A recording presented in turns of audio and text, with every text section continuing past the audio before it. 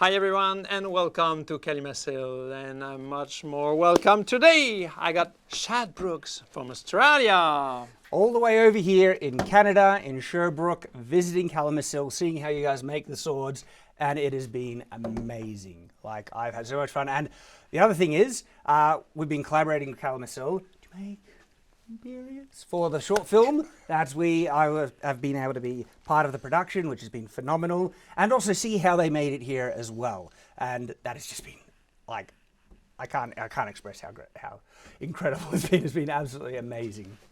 I thank you very much, Shad. But now I want to talk with you. I want to Yes. talk about you. I want to talk about Shadiversity. What spark led you to Shadiversity? What is the initial movement? Why you have this beautiful channel today? Well, I mean, I've been passionately interested in swords my whole life. Ever since I was a little kid, and I'm not kidding, I would make wooden swords in the backyard. And my dad worked in construction and we had timber everywhere. I'd make wooden swords and be swinging around, hitting everything, right?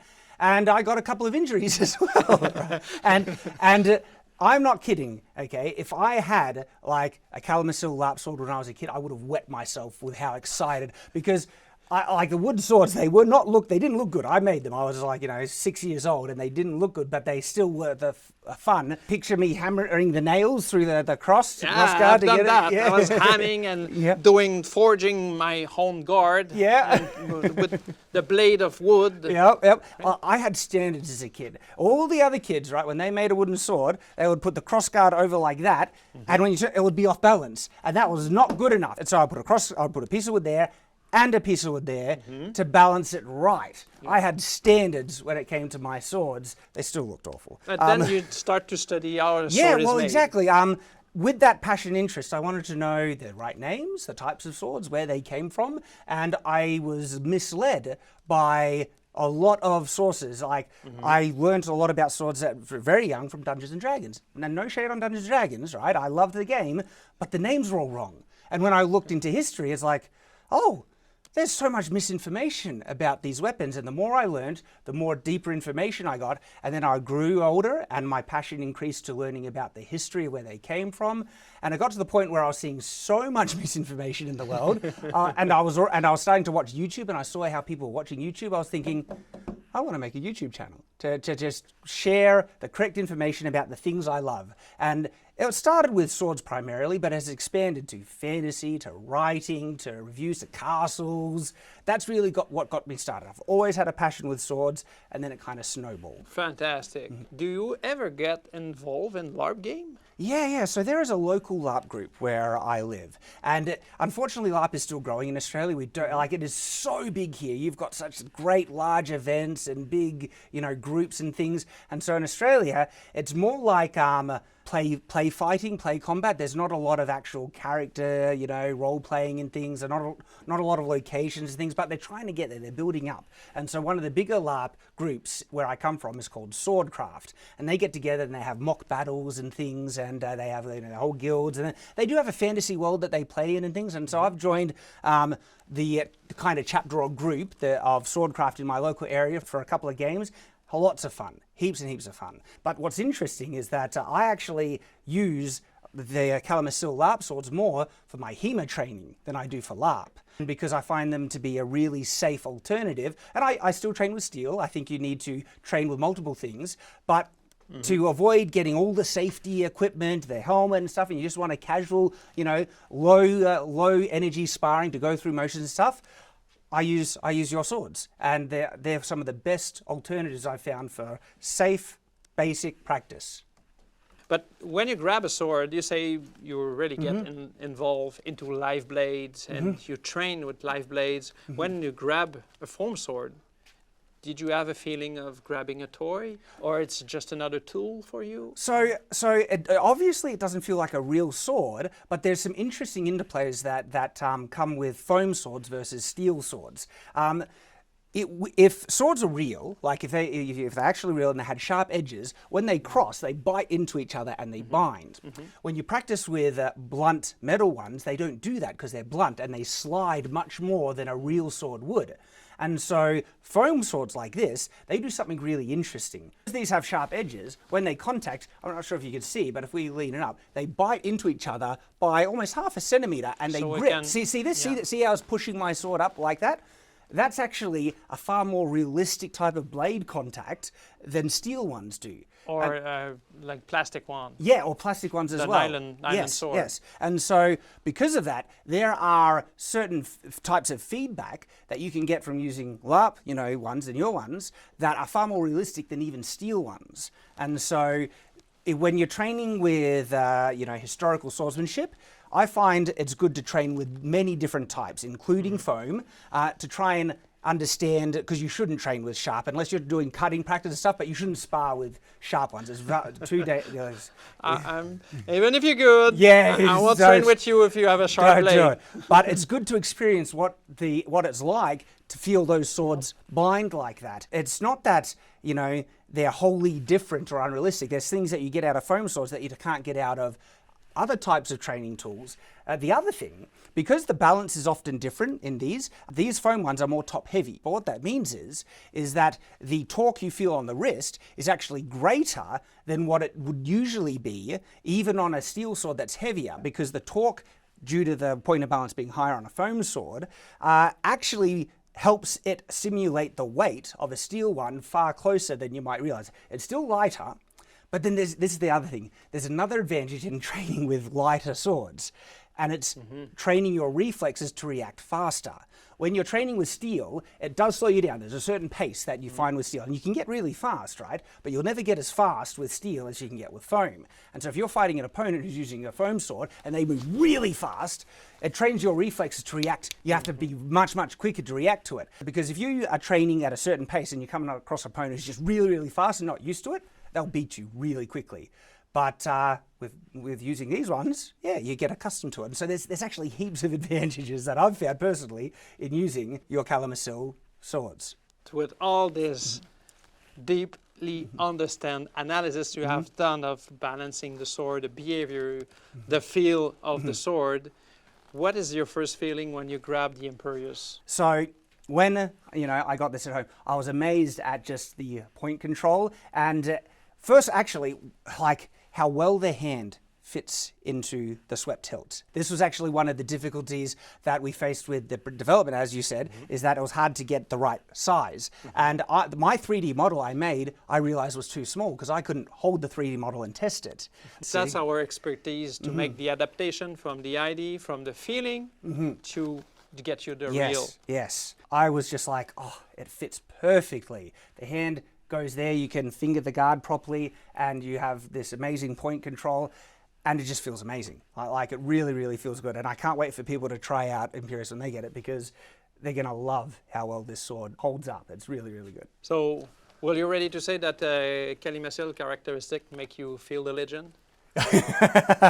Well, Dalen, the main character, is a very unique character, and I'm not sure I could feel like him because of his emotional background and baggage, but it did make me feel like I was holding Imperious because it looks perfect. It's just like it's just amazing. And then holding it, it's like, oh yes, oh yes.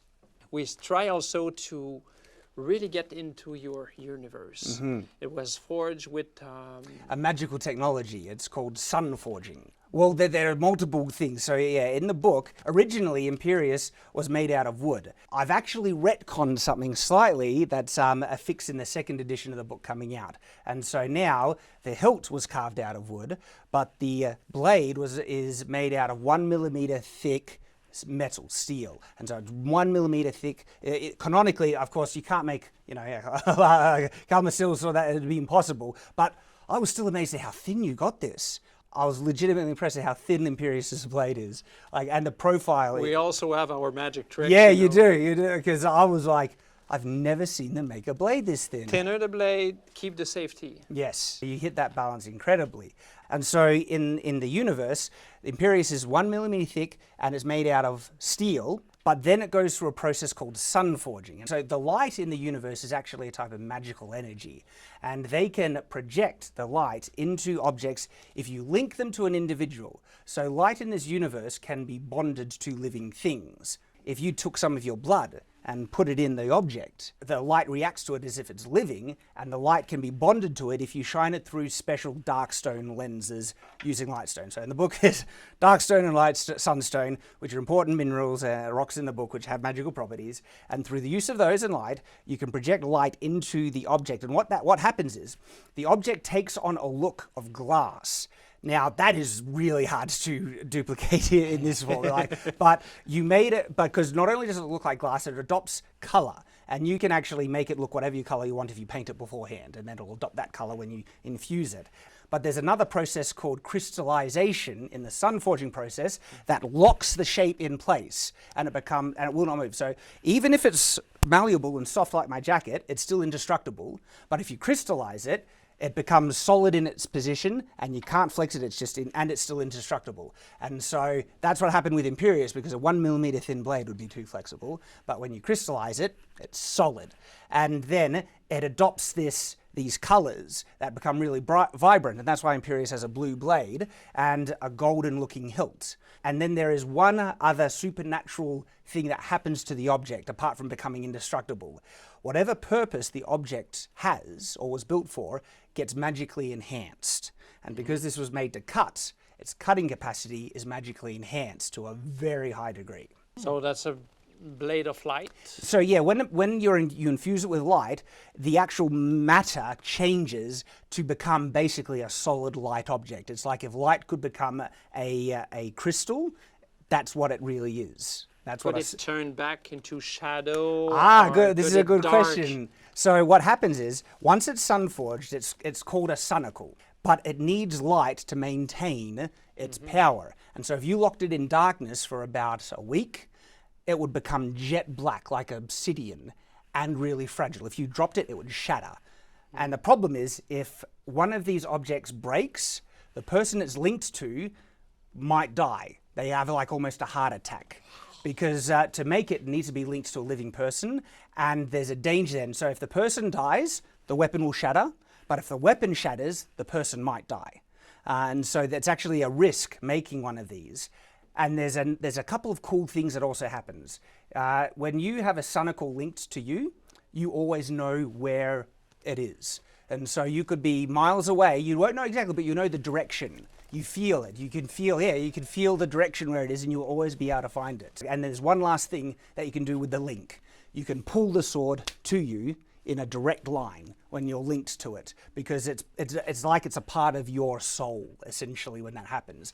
And you can only pull it up to 5 meters or so. It's not like a huge distance, but if you're close enough, you can just pull it out of your hand, and it'll come to you in a direct line like that.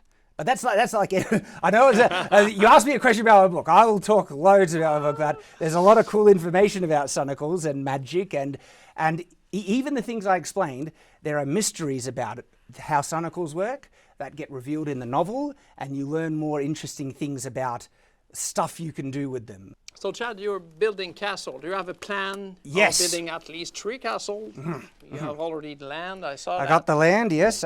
It's a long process to actually build the castles, and so at the moment I'm completing my other projects, and hopefully that'll give me the money to start, because there's a lot of work. I need to build the infrastructure, I need to get the permits and all that. But I have planned out what I want to build, and I've designed the castles as well, and I've shown the castles to architects, and we've figured out what needs to happen and things. There are set plans in place. But what we want to know in your plan, do you have weapons rooms that we can fight? Yeah, absolutely.